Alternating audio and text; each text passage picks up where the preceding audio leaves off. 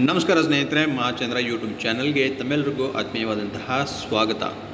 ಸ್ನೇಹಿತರೆ, ಸರ್ಕಾರಿ ನೌಕರರು ತಮ್ಮ ಕೆಲಸದ ಸಮಯದ 30ರಿಂದ 35 ವರ್ಷ ಸೇವೆಯನ್ನು ಸರ್ಕಾರಕ್ಕೋಸ್ಕರ ಸಲ್ಲಿಸಿ ನಿವೃತ್ತರಾಗಿ ಮನೆಯಲ್ಲಿರ್ತಾರೆ. ಸ್ನೇಹಿತರೆ, ನಿವೃತ್ತಿಯ ಸಮಯದಲ್ಲಿ ಅವರು ಆರಾಮಾಗಿ ಕಾಲವನ್ನು ಕಳೆಯೋದಕ್ಕೆ ಸರ್ಕಾರ ಒಂದು ವ್ಯವಸ್ಥೆಯನ್ನು ಮಾಡಿಕೊಡ್ಬೇಕು, ಅವರಿಗೆ ಕೆಲವೊಂದಷ್ಟು ಸೌಲಭ್ಯಗಳನ್ನು ನೀಡಬೇಕು.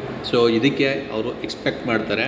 ಇದನ್ನು ಅದು ಬಿಟ್ಟು ಬೇರೆ ಏನು ಎಕ್ಸ್ಪೆಕ್ಟ್ ಮಾಡೋದಕ್ಕೆ ಸಾಧ್ಯ ಹೇಳಿ? ನಿವೃತ್ತ ನೌಕರರು ಅವರು ನಿವೃತ್ತಿಯ ಸಮಯದಲ್ಲಿ ಮನೆಯಲ್ಲಿ ನಿಮ್ಮದಾಗಿ ಕಾಲ ಕಳೆಯಬೇಕಾದಂಥ ಸಮಯದಲ್ಲಿ ಅವರಿಗೆ ಸಿಗಬೇಕಾದಂಥ ಸೌಲಭ್ಯಗಳನ್ನು ಪಡ್ಕೊಳ್ಳೋದಕ್ಕೆ ಹೋರಾಟವನ್ನು ಮಾಡಬೇಕಾದಂಥ ಪರಿಸ್ಥಿತಿ ನಮ್ಮ ರಾಜ್ಯದ್ದಾಗಿದೆ.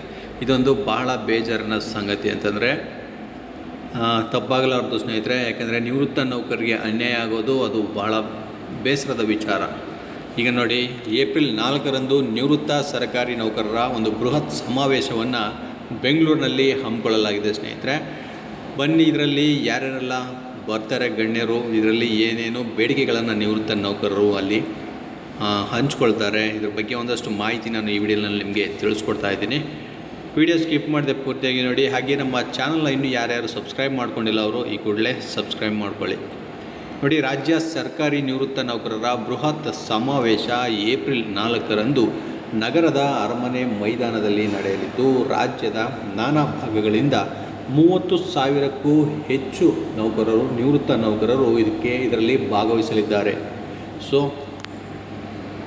ಸಂಘಟನೆ ದೃಷ್ಟಿಯಿಂದ ಪ್ರತಿ 3 ವರ್ಷಗಳಿಗೊಮ್ಮೆ ನಡೆಯುವ ಈ ಸಮಾವೇಶದ ಅಂಗವಾಗಿ ರಾಜ್ಯ ಮಟ್ಟದ ಕಾರ್ಯಾಗಾರದಲ್ಲಿ ಮುಖ್ಯ ಕಾರ್ಯದರ್ಶಿ ಡಾಕ್ಟರ್ ಶಾಲಿನಿ ರಜನೀಶ್ ಭಾಗವಹಿಸಲಿದ್ದು, ಬಳಿಕ ನಡೆಯಲಿರುವ ಸಮಾವೇಶವನ್ನು CM ಸಿದ್ದರಾಮಯ್ಯ ಅವರು ಉದ್ಘಾಟನೆ ಮಾಡಲಿದ್ದಾರೆ.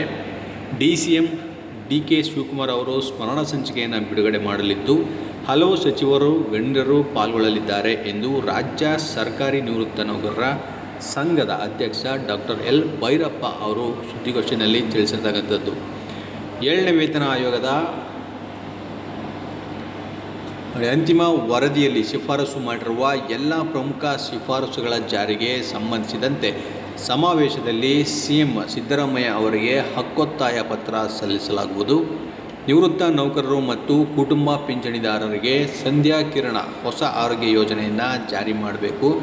70ರಿಂದ 80 ವರ್ಷ ವಯೋಮಿತಿಯ ನಿವೃತ್ತ ನೌಕರರಿಗೆ ಮೂಲ ಪಿಂಚಣಿಯ 10% ಹೆಚ್ಚುವರಿ ಆರ್ಥಿಕ ಸೌಲಭ್ಯಗಳನ್ನು ನೀಡಬೇಕು. 2022ರ ಜುಲೈ 1ರಿಂದ 24ರ ಜುಲೈ 31ರ ಅವಧಿಯಲ್ಲಿ ನಿವೃತ್ತಿಯಾದವರಿಗೆ ಗಳಿಕೆ ರಜೆ ನಗದೀಕರಣ DCRG ಸೌಲಭ್ಯಗಳನ್ನು ಮಂಜೂರು ಮಾಡಬೇಕು ಎಂದು ಭೈರಪ್ಪ ಅವರು ಹೇಳಿಕೆಯನ್ನು ಕೊಟ್ಟಿದ್ದಾರೆ. ಸೊ ಇಷ್ಟು ಬೇಡಿಕೆಗಳನ್ನು ಈ ಏಪ್ರಿಲ್ 4ರಂದು ನಡೀತಾ ಇರ್ತಕ್ಕಂಥ ಮಹಾ ಸಮ್ಮೇಳನದಲ್ಲಿ, ಈ ಸಮಾವೇಶದಲ್ಲಿ ಇವರು CM ಮುಂದೆ ಮತ್ತು DCM DK ಶಿವಕುಮಾರ್ ಅವರ ಮುಂದೆ ಇಡಲಿದ್ದಾರೆ. ಸ್ನೇಹಿತರೆ, ಎಲ್ಲ ಭಾಗವಹಿಸ್ತಾ ಇರೋ ಕಾರಣ ಸೊ ಆದಷ್ಟು ಬೇಗ ನಿವೃತ್ತ ನೌಕರರ ಬೇಡಿಕೆಗಳು ಈಡೇರಲಿ ಅಂತ ನಾನು ಆಶಿಸ್ತೀನಿ.